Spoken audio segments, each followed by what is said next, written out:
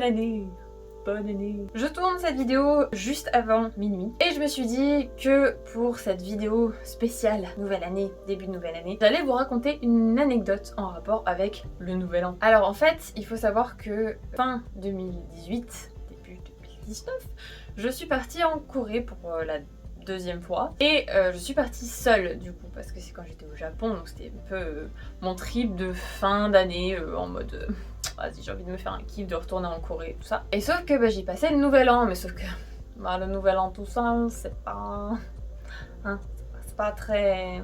Voilà. Donc, je suis sortie aller me balader et j'espérais trouver des amis, c'était raté, j'en ai pas trouvé. Donc, je suis allée dans le basement de ma guest house où j'étais à l'époque. Sauf que je suis quelqu'un de très extraverti, mais je suis aussi quelqu'un de très timide et j'ai beaucoup de mal du coup à aller vers les gens que je ne connais pas. Donc vraiment arriver devant la porte fermée du basement, à entendre des gens parler de l'autre côté, j'étais vraiment devant la porte en mode...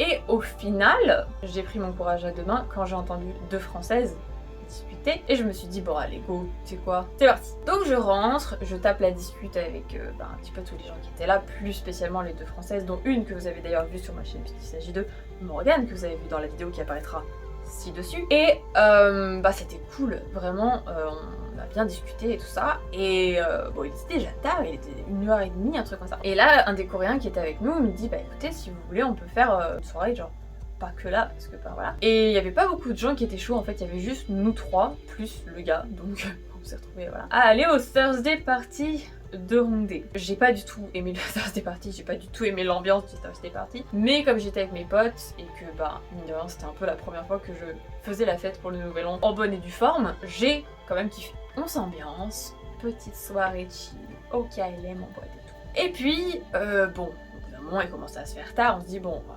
rentrer, il serait bien. Et on passe dans un resto parce qu'ils avaient faim, parce que bon moi je ne bois quasiment pas d'alcool, donc voilà, j'étais sobre. Mais mes potes et le mec est un petit peu bu. Donc ils se sont dit bah on va aller boire une petite soupe, enfin manger une petite soupe spéciale post-alcool pour les gueules de bois, tout ça. Oui, je suis en train de manger une soupe à 4h du matin, et tout va bien. Et quand on a fini de manger, on repart vers notre guest house pour aller dormir. En gros, il y a une rue principale qui descend, enfin qui traverse tout Hongdae, traverse de nord au sud, nord-sud, c'est ça. Et nous en gros on était tout au nord et on venait du sud, donc on traverse la grande allée où il y a plein de choses, notamment des restaurants ouverts à des heures étranges. En passant, tranquillement, on aperçoit un groupe de gens arrêtés au milieu de la rue qui regardaient quelque chose en direction d'un des restos. C'est vraiment en mode pourquoi il y a une dizaine de clampins plantés au milieu de la rue à regarder un resto de l'extérieur, genre quel est le fuck. Et là, on se rend compte que parmi, enfin non pas parmi, mais devant les clampins là qu'il y avait un mec avec un extincteur qui était en train d'essayer d'éteindre une flamme qui était au-dessus du restaurant. C'est pour ça en fait les gens qui étaient là, je présume que c'était les gens qui étaient dans le restaurant qui avaient été évacués du restaurant. Nous, on se dit bah merde, genre il y a un incendie là quand même. C'était une moyenne flamme, pas grand chose de waouh effrayant, mais quand même inquiétant parce qu'il commençait à y avoir masse de fumée dans le resto et tout.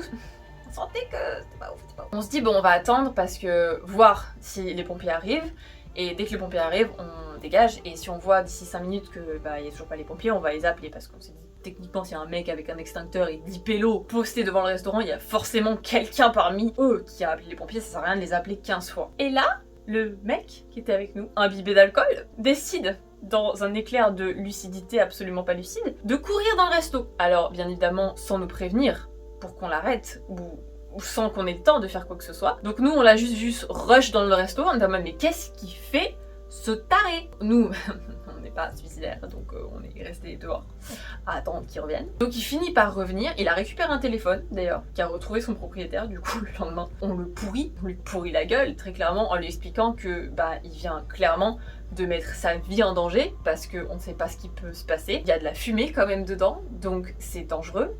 Ne faites pas ça chez vous, ne faites pas ça jamais en fait. On l'engueule et tout ça, il nous dit oui mais c'était histoire de vérifier qu'il y avait personne.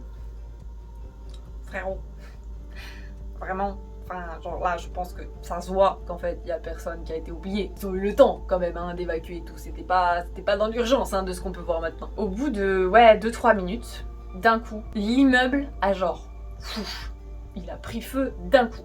Mais genre, tout le bâtiment, tout le resto. En fait, je pense que la fumée a tellement monté la chaleur que en fait la flamme... Alors, je n'explique toujours pas pourquoi la flamme était sur le toit. Mais en gros, l'incendie peut-être se propageait en hauteur, je sais pas. Et en gros, d'un coup, a pris tout le bâtiment. Donc ça a commencé à péter dans les cuisines et tout. On a fait alors, on va aller un petit peu plus loin du coup. Parce qu'on n'était pas prêts du tout.